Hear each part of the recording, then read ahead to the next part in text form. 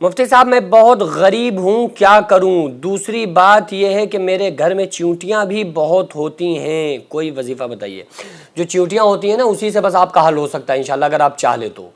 آپ اگر پیسے کی پرابلم ہے، قلت ہے، پیسہ کم ہے، غریبی بہت زیادہ ہے، تو انسان کو پیسہ کیسے ملے گا؟ ظاہر سی بات ہے کہ اللہ تبارک و تعالیٰ نے جو طریقہ بتایا ہے، رسول اللہ صلی اللہ علیہ وآلہ وسلم نے جو باتیں بتائی ہیں، ان کے ذریعے سے ہم دولت مند بن سکتے ہیں۔ کیسے بن سکتے ہیں؟ کہ ہم خرچ کرنا شروع کریں۔ سخی اللہ سے قریب، لوگوں سے قریب، جنت سے قریب، جہنم سے دور۔ بخیل اللہ سے دور، لوگوں سے دور، جنت سے دور، جہنم سے قریب۔ تو سخی بننا یہ انسان کے لیے بہت زیادہ امپورٹنٹ ہے۔ اگر وہ پیسے والا امیر بننا چاہتا ہے، دنیا میں چاہتا ہے کہ ہمارے اوپر رزق کے دریچے کھلیں، تو اس کے لیے ضروری ہے کہ پہلے سخی بنے۔ سخی سخاوت کیا ہے؟ کہ جتنا بھی اس کے پاس ہے نا، اس میں سے خرچ کرنا، اس میں سے خرچ کرنا۔ آپ ایک کام کیا کریں نا، جب آپ کے گھر میں چیونٹیاں آئیں تو آپ تھوڑا سا گیہوں لیجئے یا آٹا لے لیجئے، اور اس آٹے کو اور شکر کو آپ ان کو کھانے کے طور پر ان کو پیش کیا کریں۔ چیونٹیوں کو ڈال دو، اس سے فائدہ تو یہ ہوگا کہ چیونٹیاں بھی ختم ہوگی۔ دوسرا یہ ہوگا کہ وہ ان کی غذا ہے، وہ اس کو کھائیں گی تو ان کا پیٹ بھرے گا۔ تو اللہ کی مخلوق بھی تو دعا کرتی ہے نا۔ اور پھر یہ آپ کا ان کے ساتھ جو یہ بیہیو رہے گا، چیونٹیوں کے ساتھ، کتوں کے ساتھ، ان کو کھلا دیا، ان کو کھلا دیا، تو اللہ تبارک و تعالیٰ اس کا 10 گنا آپ کو دنیا کے اندر عطا فرمائے گا۔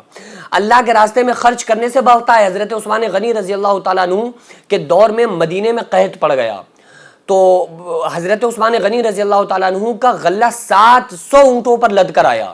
جب 700 اونٹوں پر لد کے آیا نا، تو بڑے بڑے مدینے کے تاجر اکٹھا ہو گئے کہ عثمان غنی، میں تمہارا یہ غلہ خریدنے کے لیے تیار ہوں، کس ریٹ میں دو گے، کتنا منافع چاہیے؟ تو انہوں نے کہا، کسی نے حضرت عثمان غنی نے فرمایا کتنا دے سکتے ہو؟ تو کسی نے کہا 5%، کسی نے کہا 10%۔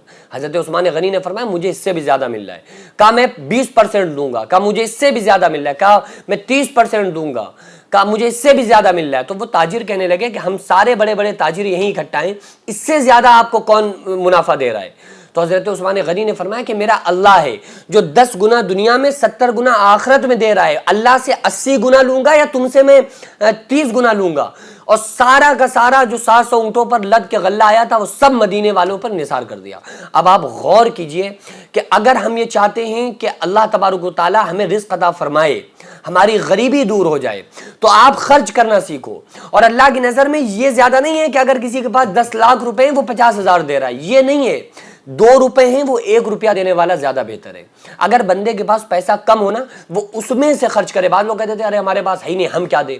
تو اگر آپ کے پاس نہیں ہے تو جتنے ہیں نا، آپ اس میں سے دیجئے۔ تو ظاہر ہے اللہ کا وعدہ ہے کہ اللہ تعالیٰ 10 گنا دنیا میں دے گا، 70 گنا آخرت میں دے گا۔ تو ظاہر سی بات ہے کہ جب آپ خرچ کرو گے تو اللہ تعالیٰ آپ کو زیادہ دے گا۔ اور اس کی مثال یہ ہے، دیکھو اللہ تعالیٰ نے کچھ کو غریب بنایا، کچھ کو امیر۔ امیروں کے اوپر زکوٰۃ رکھی ہے کہ تمہیں آزمائیں گے کہ دیکھیں تم ان کا خیال غریبوں کا رکھو گے کہ نہیں رکھو گے۔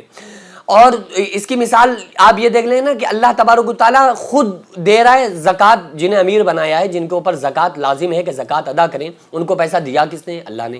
تو اللہ ہی کہہ رہا ہے کہ اب تم میرے راستے میں خرچ کرو۔ یہ بالکل ایسے ہی ہے کہ جیسے باپ نے یا کسی گھر والے نے کسی بچے کے ہاتھ میں 10 روپے رکھے کہ لو یہ بیٹا لے لو، وہ لے کر آیا چیز۔ اب وہ جب چیز لے کے آیا تھا، مثلا لولی پاپ چوس رہا ہے، وہ لا کے چوس رہا ہے، یا کوئی بھی چیز کھا رہا ہے، چرے کھا رہا ہے، ابا نے ہاتھ بڑھا دیا بیٹا ہمیں دے دو۔ تو اگر وہ بچہ چرا یا جو بھی چیز کھا رہا ہے، کھانے والی چیز، کوئی بسکٹ وغیرہ باپ کے ہاتھ پر رکھ دے، اپنے ابا جان کے ہاتھ پر رکھ دے، تو وہ ابا اس سے لے کے کھاتا ہے؟ نہیں کھاتا ہے۔ وہ کہتا ہے بھائی بیٹا یہ پکڑو، شاباش میرے بیٹے یہ پکڑو، 50 روپے اور نکال کے دیتا ہے خوشی میں کہ ارے بڑا سمجھدار ہے، دیکھو کیسے کھلا رہا ہے۔ وہ 50 روپے اور اس بچے کو دے گا کہ لو، خوش ہو کر دے گا۔ تو اللہ تعالیٰ نے پہلے تو دیا بندے کو کہ لو یہ میری طرف سے رزق، اس کے بعد اللہ تعالیٰ نے یہ پابندی لگائی کہ اب تم زکوٰۃ ادا کرو۔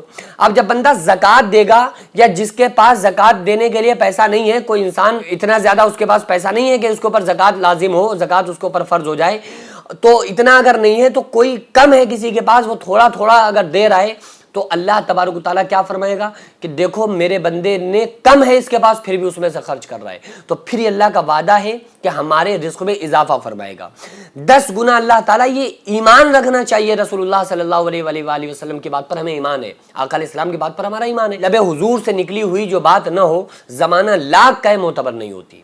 ہمارے آقا صلی اللہ علیہ وآلہ وسلم نے جو بات بیان فرمائی ہے وہی مسلم ہے، وہی حق ہے۔